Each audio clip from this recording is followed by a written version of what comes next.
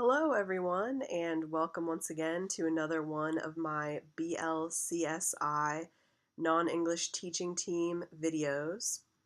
First of all, I hope you guys are having a good week. I know everything has been stressful with finals week coming up, but hopefully this week everything will help you out and the mentor experience will be able to kind of help you along in your journey. I want to focus on three things within this video, and the third thing is actually fun and exciting.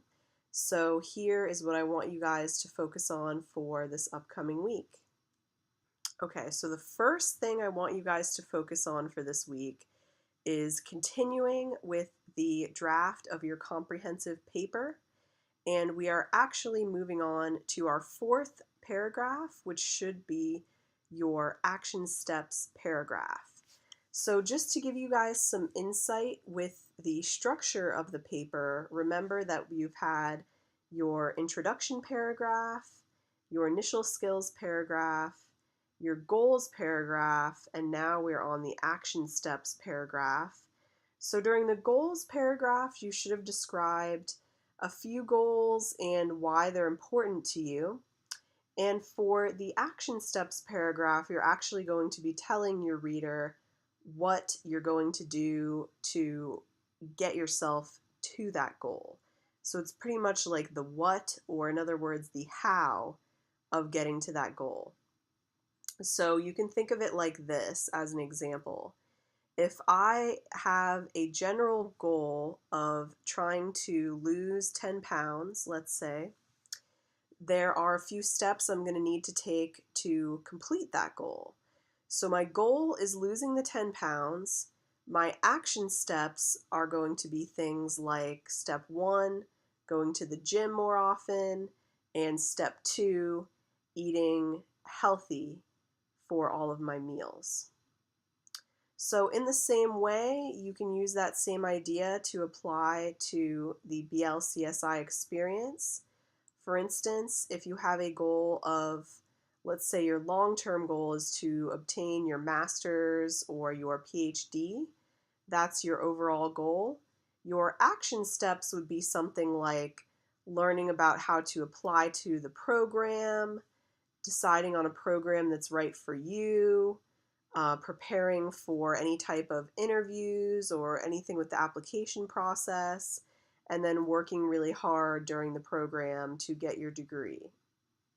So your action steps, you should only have about maybe 3 or 4 of them, and once again, those are all going back towards completing your goals. Okay, now the second thing I want you guys to focus on this week is actually going to be watching 2 short videos.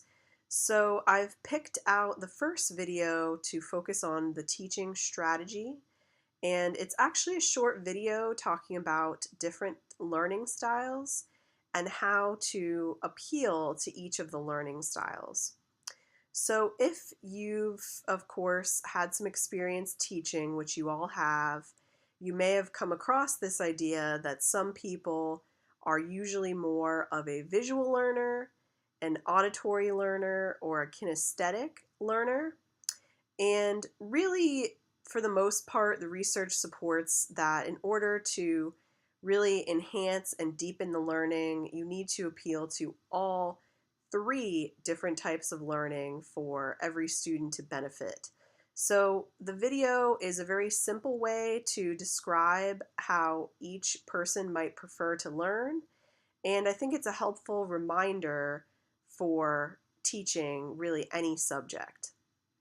Now the second video I have for you guys to watch focuses on what a typical American high school experience is like. So it's technically called a day in the life video, which means that someone who actually attends a real high school in the United States took a video of exactly what her typical day is like. I'm hoping that you guys can really learn from this video and from seeing what a high school day is usually like in order to help prepare you guys for your classroom experience which you're going to be starting very shortly in the program.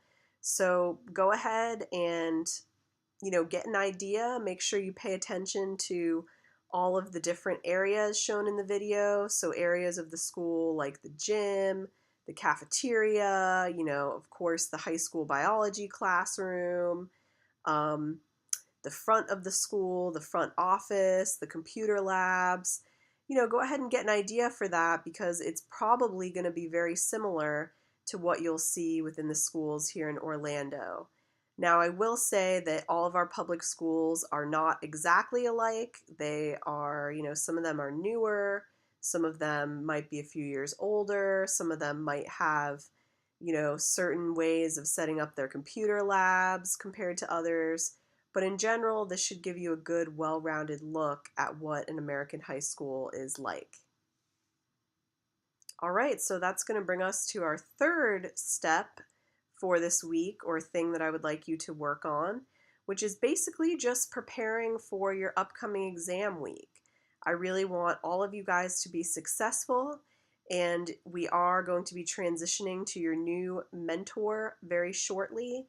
So stay tuned and keep checking your email for information about when you'll have the chance to meet your new mentor. It should be either Monday, Tuesday, or Wednesday of next week. But definitely stay in the loop with all of my upcoming emails. Don't forget that I will be checking to see that you guys have your e-portfolio updated and that you've completed your APA style module. But other than that, I hope you guys have a great rest of the week, and thanks for watching.